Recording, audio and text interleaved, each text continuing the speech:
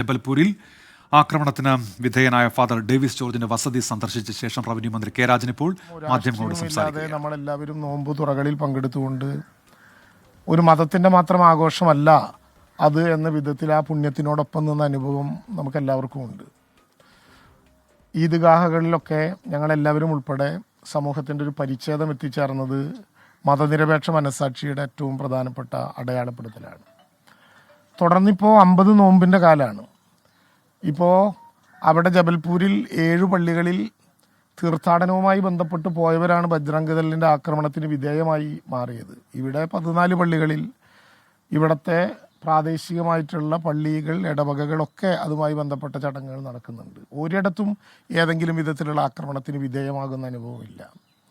ഇപ്പം നമുക്കറിയാം, ഇനി പെസഹ വ്യാഴത്തിൻ്റെയും ദുഃഖവെള്ളിയുടെയും ഈസ്റ്ററിൻ്റെയും ഒക്കെ ദിവസങ്ങളിലേക്ക് പോവുകയാണ്.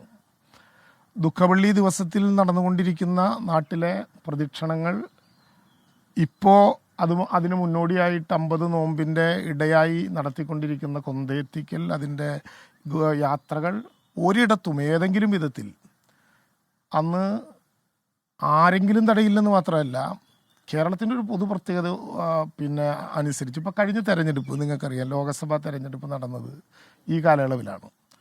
ദുഃഖവെള്ളിയാഴ്ച ഒരു കാരണവശാലും കേരളത്തിലെ രാഷ്ട്രീയ പ്രവർത്തനത്തിൽ ഒരു രാഷ്ട്രീയ കക്ഷിയും മൈക്ക് ഉപയോഗിച്ചുള്ള പ്രചരണം നടത്തരുത് എന്ന് സ്വയം അച്ചടക്കത്തോടു കൂടി ഇടപെട്ടു. അതിൽ വിശ്വാസികളുണ്ടാകാം, അല്ലാത്തവരുണ്ടാകാം, നിരീശ്വരവാദികളുണ്ടാകാം, എല്ലാവരും ഉണ്ടാകാം. പക്ഷേ അതൊരു പൊതു മതനിരപേക്ഷതയുടെ ഭാഗമെന്ന നിലയിൽ കഠിനമായിട്ടുള്ള തെരഞ്ഞെടുപ്പിൻ്റെ വേലിയേറ്റം നടക്കുമ്പോൾ ഒരു കക്ഷിയേക്കാൾ മുമ്പ് മറ്റൊരു കക്ഷിക്ക് എത്ര വാഹനങ്ങൾ ഇറക്കി ശബ്ദകോലാഹലത്തോടെ ജനങ്ങളുടെ മുമ്പിൽ തങ്ങളുടെ സന്ദേശം അറിയിക്കാമെന്ന് ചിന്തിക്കുമ്പോഴും ദുഃഖവെള്ളിയാഴ്ച പൂർണ്ണമായിട്ടും ഒഴിവാക്കും. മന്ത്രി കെ രാജൻ സംസാരിക്കുകയായിരുന്നു.